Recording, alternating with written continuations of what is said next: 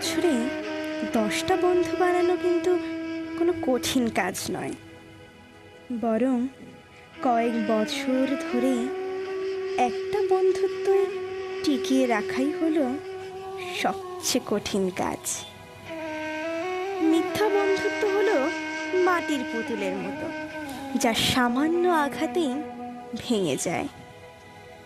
আর সত্যিকারের বন্ধুত্ব জলের মতো, যা শত আঘাতের পরও ফিরে আসে, আবার মিলেমিশে যায়।